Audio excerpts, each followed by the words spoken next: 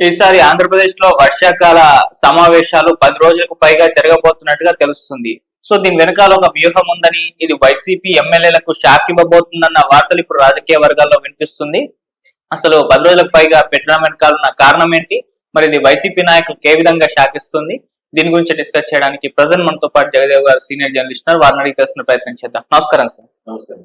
Sir, YCP ఎమ్మెల్యేలు already declare చేసేసారు, మేము రాము, ప్రతిపక్ష హోదా ఇబ్బంది అని చెప్పేశారు. మొన్న కూడా అంబేద్కర్ గారు దాన్ని మరోసారి గుర్తు చేశారు. దమ్ముంటే మీరు ప్రతిపక్ష హోదా ఇవ్వండి, అంతేగాని మేము మాత్రం రామని అన్నారు. మరి ఇప్పుడు వర్షాకాల సమావేశాలు 10 రోజులకు పైగా నిర్వహించడం వెనకాల ఒక కారణం ఉందని చెప్తున్నారు. మరి ఏంటి ఆ కారణం? ఈసారైనా మరి ఎమ్మెల్యేలు వస్తారా రారా, రాకపోతే ఎటువంటి ఇంపాక్ట్ పడే అవకాశం ఉంది సార్ వాళ్ళ మీద?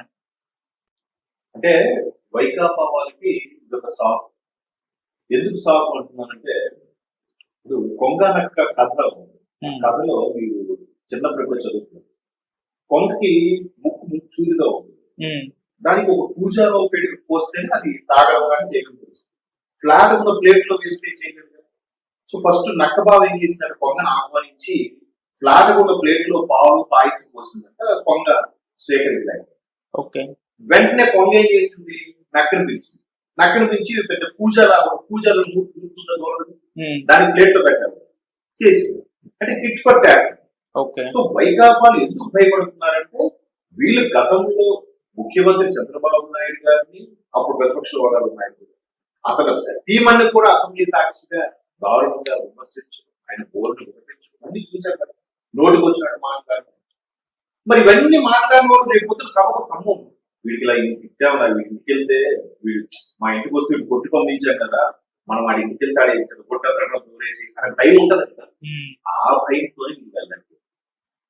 దాన్ని చెప్పలేక మేము ఇలా చేశాం కాబట్టి వాళ్ళు ఖచ్చితంగా తాడదేస్తారా అని అనలేక, ఎందుకంటే మేము చేసాం ముందు ఒప్పుకోవాలి కదా, మేమేం చేస్తాం మేమే అందలేదు అని అంటున్నారు. ఇప్పటికీ అదే మాట చెప్తున్నారు. ఆ ధోరణిలో ఉన్నారు కాబట్టి అసెంబ్లీకి వెళ్తారు. పైపించు ప్రతిపక్ష హోదా లేని వాడికి ఎలా ఇస్తారు? అంతసేపు ముఖ్యమంత్రికి ఇచ్చినంత సమయం మాట్లాడడానికి ఇవ్వాలన్నారు. అవును. ఇప్పుడు తెలంగాణ శాసనసభ తీసుకుంటారు. ప్రతిపక్షంలో బీఆర్ఎస్ వాళ్ళు, ఎంఐఎం కూడా ఉంది, 6-7 బీజేపీ కూడా. ఇప్పుడు ఎంఐ గురించి ఎంఐ 6 వాళ్ళ ప్రతిపక్ష హోదా లేదు, కానీ ఒక రోజు కేటాయించారు. అక్బర్ దీని గారు సమస్య వచ్చినప్పుడు మాట్లాడుతున్నారా లేదా ఎమ్మెల్యే గారు? మరి మీరు అలాగే ఆలోచించారు అంటే మీరు ఎంతసేపు ముఖ్యమంత్రి ఇంకా ట్రాక్స్ కూడా బతికేస్తున్నారు. ఇప్పుడు అక్బరుద్దీన్ నాకు ఎప్పుడు నేను ఎవరితో ఉంటాను, నేను ఎవరితో కావాలని ఎలాగే ఉంటాను, నాకు ప్రతిపక్ష హోదా ఇవ్వండి నేను ఎప్పుడే ఉన్నాను. సమస్య వచ్చినప్పుడు దుమ్ము దులుపుతున్నాడుగా, అడుగుతున్నాడుగా, వాళ్ళ ఓల్డ్ సిటీ వరకైనా ఎదురు అడుగుతున్నాడుగా. ఇప్పుడు బండి ఇష్యూ వచ్చినప్పుడు ఎవ్వరు మాట్లాడారు, ఒక్క అక్బరుద్దీన్ లేచి అసలు ఏంటి అది సంధ్యాదేవి ఇష్యూ ఏంటి, ఒక అమ్మాయి ఒక ఆవిడ చనిపోవడం పెట్ట పరిస్థితి ఏంటి, సినిమా పేరు ఇలా జరుగుతుందా అని అడిగితే అప్పుడు కదా ముఖ్యమంత్రి రేవంత్ రెడ్డి గారు నోట్ ఇచ్చారు. అది పక్కన పెట్టారు. సో ఇక్కడ కూడా అలా ఏంటి ఒక రోజు కేటాయిస్తారు. ఆయన ప్రమాణ స్వీకారాన్ని కూడా కూటమి ప్రభుత్వం ఎంత గౌరవించిందంటే, వైఎస్ జగన్మోహన్ రెడ్డి ఆల్ఫాబెట్ ప్రకారం అక్కడ లాస్ట్ పేరు కదా, వైఎస్ WXYZ వై లాస్ట్ లో పేరు. ప్రమాణ స్వీకారం లాస్ట్ చేయాలి. కానీ సరే మాజీ ముఖ్యమంత్రి కదా అని ఆయన వచ్చి హడావుడి వెళ్ళిపోతే ఛాన్స్ ఇచ్చారు. మరి అక్కడ కూటమి ప్రభుత్వం అవకాశం ఇచ్చినట్టే వీళ్ళు ఎంతసేపు మాకు ప్రతిపక్ష హోదా ఇవ్వలేదు, తప్పించుకోవడానికి సాకులు. సరే తప్పించుకోవడానికి సాకులు బాగుంది.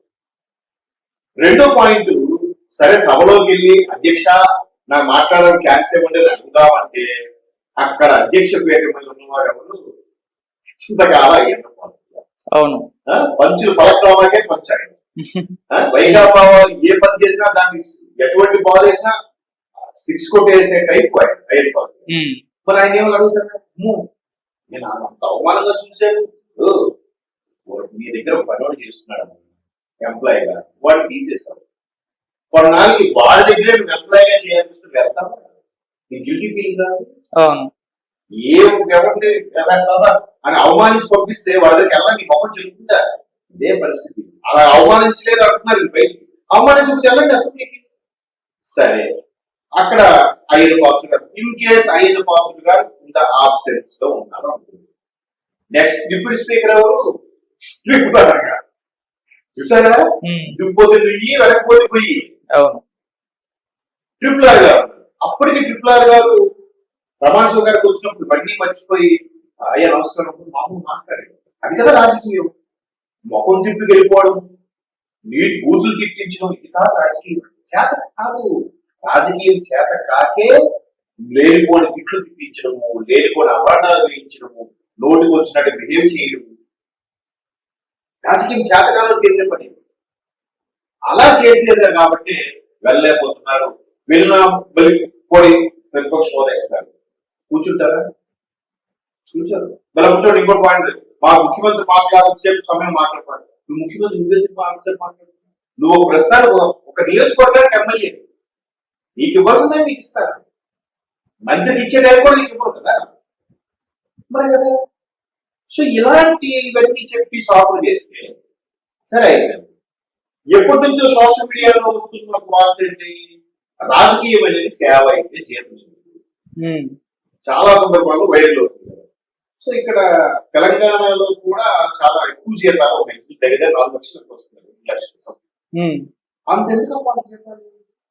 నిజంగా ఈ సాఫ్ట్వేర్ బ్యాకప్ కూడా సేవ కదా. పైగా వీళ్ళకి చాలా లావాదేవీలు ఉంటాయి కదా ఎమ్మెల్యే అంటే.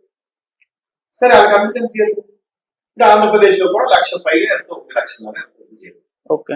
కొంతమంది వైకాపాలో 11 మందిలో నెల్లూరు కదా, ఉమ్మడి చిత్తూరు జిల్లా పెట్టి పెద్దిరెడ్డి గారు ఆయన, జగన్మోహన్ రెడ్డి గారు 11 ఇద్దరు ఇస్తే మిగతా 9 మంది సైలెంట్ గా వచ్చి సంతకాలు పెట్టి సమావేశాలు స్టార్ట్ అవుతుంటే వెళ్ళిపోతున్నారు. ఎందుకు? జీతం కోసం. అలాగే అనిపిస్తుంది. లేదా గైర్హాజరైతే అనర్హత వేలు వేసే అవకాశం ఉందన్న భయంతో వచ్చి ఓకే. వాస్తవానికి సమ్ ఆర్టికల్ 194 ఏదో ఉంది. దాని ప్రకారం కంటిన్యూస్ గా 60 రోజులు సభకి ఆయన గైర్హాజరైతే స్పీకర్ అనర్హత వేలు వేసే అధికారం ఉందట. బట్ వీళ్ళు సరేలే, ఎంతసేపు కూట ప్రభుత్వం ఏంటి, ఆ అభివృద్ధి ఈ అభివృద్ధి టీపీపీ విధానం అమరావతి ఈ కాన్సెప్ట్ లో వెళ్తుంది తప్ప వీళ్ళు ఒకటి చెక్ పెట్టాలి లేదంటే వీళ్ళ ఎప్పుడు చేయాలని ఆలోచన లేదు. ఉండి ఇవాటికి అటాక్స్ స్టార్ట్ చేసి అరెస్ట్ చేశారు. మొన్న సీదిరి అప్పటిదాకా అరెస్ట్ అయ్యాడు. కూటమి ప్రభుత్వం కావాలని చేసిందా? వాళ్ళ అబ్బాయి దీని వల్ల అరెస్ట్ అయ్యాడు. తమ్మినేని సీతారాం గారు అరెస్ట్ అయ్యాడు. కూటమి ప్రభుత్వం కావాలని చేసిందా? వాళ్ళ అబ్బాయి కబ్జా చేశాడు, అరెస్ట్ అయ్యాడు. ఏం తీసుకోండి, జ్యోతి రమేష్ గారి ఇష్యూ అయ్యింది. వాళ్ళ అబ్బాయి ఆయన కూడా అంబాపడి భూములు కబ్జా. ప్రతి ఒక్కటి ఎవరి గారు ఒకటి వాడే పడుతుంటే తిరిగి కూటమి ప్రభుత్వం అరెస్టు లాంటి. సో ఇవన్నీ భయాలు ఉన్నాయి కాబట్టి ఇప్పుడు డిఎస్సి ఉంది. డిఎస్సి ఏదైనా అవకతవకలు జరిపి అంటున్నారు. కలెక్టర్లతో వివరణ కూడా ఇచ్చారు, అయినా అవకతవకలు అయ్యారంటున్నారు. మరి అసెంబ్లీకి వెళ్ళి వాదించండి. చంద్రబాబు గారు కూడా ఏమున్నారు, నేనే గాని కాంగ్రెస్ తరఫున ఒక్క ఎమ్మెల్యే సీట్ గెలిచినా నేను వెళ్ళి సభలో కూర్చున్నాను. ప్రకాష్ నారాయణ గారు ఒక్కడు గెలిచినప్పుడు వెళ్ళి కూర్చోలేదు ఉమ్మడి ఆంధ్రప్రదేశ్ లో. అవును. పవన్ కళ్యాణ్ గారు 2 చోట్ల ఓడిపోతే 3వ రోజు జనాల్లో కూర్చోండి.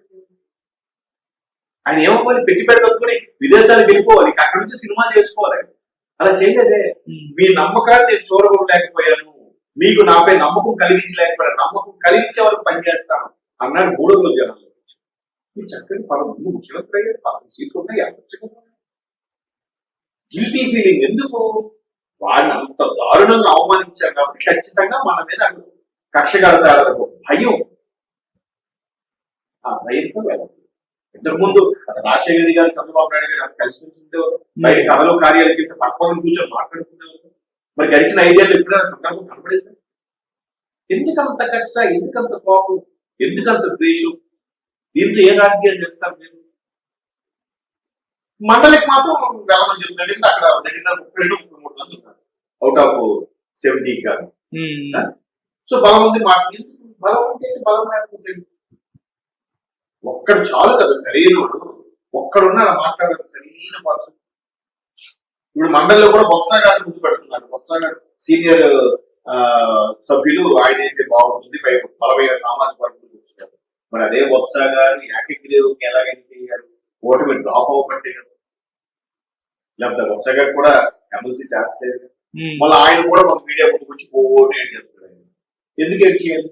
అచ్చెన్నాయుడు గారు అన్నదానికి తప్పు ఉందా? గతంలో ఇదే బొత్స గారు జగన్మోహన్ రెడ్డి గారి కేసుకు సంబంధించి లెటర్ రాశారు. ఇదే బొత్స గారు షర్మిలమ్మని, విజయమ్మని, రాజశేఖర రెడ్డి గారిని కూడా అవమానించినట్టు మాట్లాడారు అన్నట్టుగా అవన్నీ మాట్లాడుతామని నమ్ముతారు. ఏంటి ఇలా రాజకీయాలు చేస్తున్నా చెప్పి ఏడ్చాడు. చంద్రబాబు నాయుడు గారు ఏడ్చినప్పుడు నేను నవ్వారు. అంటే ఏది కూడా వాడు బండ్లు ఉంటే వాడు ఉంటే రాజకీయాలు. చంద్రబాబు నాయుడు గారు అంటే ప్రతిపక్ష హోదాలో 4 సార్లు ఉన్నాడు, ముఖ్యమంత్రిగా 4 సార్లు ఉన్నాడు. ఓకే, పట్టు విడుపు ఉండాలి. గెలుపు వచ్చినప్పుడు గెలవీకి వాటర్ వచ్చి ఉండిపోవడం కాదు. చంద్రబాబు నాయుడు 2019లో ఓడిపోయినప్పుడు ఏమున్నాడు? ప్రజల తీర్పు మేము గౌరవిస్తున్నాం, ప్రతిపక్ష హోదాలో కూర్చుంటాం, ప్రజలకు అన్యాయం చేయడం ఖచ్చితంగా ప్రయత్నిస్తాం, ఈ జగన్మోహన్ రెడ్డి గారి ప్రభుత్వానికి కంగ్రాచులేషన్స్ అన్నాడు. అది కదా రాజకీయం. ఈయనేమన్నాడు గుర్తుందా? 2024లో ఎలా ఓడిపోయారు? ఈ అక్క చెల్లెళ్ళు, అన్నదమ్ములు, అభిమానులు ఏమైపోయారు? అందరికీ బటన్లోకి చెలవిచ్చాం కదా ఓటుకి 3 కింద. ఇవన్నీ తీసుకుని ఎందుకు వేయలేదు అనే కోణంలో మాట్లాడేది. మరి ఎవరు చెప్తారా సలహా? వాళ్ళకి ఎవరిస్తారా సజెషన్? సో ఇవన్నీ ఏంటంటే వాళ్ళే అర్థం చేసుకోవాలి. చెప్పలేక చెప్తే ఇంకా షేమ్ అయిపోతాయి ప్రజల దగ్గర. ఉన్న ఆ కొద్ది మంది కార్యకర్తలు కూడా వెనక్కి రారేమో అలాగా తేలిపోతుంది దొంగలాగా సైలెంట్ అయిపోతుంది. ఓకే, వెళ్ళరు వాళ్ళు. నిజంగా ఒక రోజంతా కేటాయించండి మాట్లాడడానికి ఇస్తామని చెప్పండి, వస్తారు? రాలేదు. ఇప్పుడు దీని ప్రకారం 5 మాత్రమే అకాడమిక్ రేటు వేస్తే ఏమవుద్దని భయం పడుతుంది. నిజంగా కూటమి మరలా ఇప్పుడు రేపు వర్షాకాల సమావేశం 10 రోజులు నిర్వహిస్తానంటుంది కాబట్టి ఇప్పటికే 70 రోజులు అయిందంట. కానీ ఇంకొక 10 రోజులు అయితే 80 రోజులు అవుతుంది. అసెంబ్లీ సమావేశాలు జరిగింది 2 సంవత్సరాలు. ఈ 80 రోజుల్లో కనీసం సగం వేసుకున్న 40 రోజులే ఉందాం. అది లేకపోతే అప్పుడు చర్య తీసుకుంటారు. ఆ భయం పట్టుకుంది. మరి వైకాపా ఇప్పుడు తెలివిగా రాజకీయ ధోరణిలో ఆలోచిస్తుందో లేదంటే రప్ప ధోరణిలో ఆలోచిస్తుందో ఇక్కడ వాళ్ళ ఇంటికి ఉంది. అంటే ఫస్ట్ రోజు వచ్చేసి సైన్ పెట్టేసి వాకౌట్ చేసేది అటువంటి సందర్భాలు మనం చూసాము. అలాగే చేయొచ్చు కదా. మీరు అన్నట్టు మాకు మాట్లాడిన ఛాన్స్ ఉంటే ప్రతిపక్ష హోదా ఇవ్వట్లేదు, మేము వాకౌట్ చేస్తున్నాం అంటే స్పీకర్ రాగలేసి వెళ్ళిపోవచ్చు కదా. అలాగే చేయొచ్చు కదా. నాకు కూడా వెళ్ళే ధైర్యం చేయట్లేదంటే చాలా భయం ఉంటుంది. లోపలికి వెళ్తే ఎవడేమనిస్తాడో, ఎవడేమంటాడో, ఎవడే అవమానిస్తాడో నాకు భయం ఉంది కాబట్టి చిన్నపిల్లలు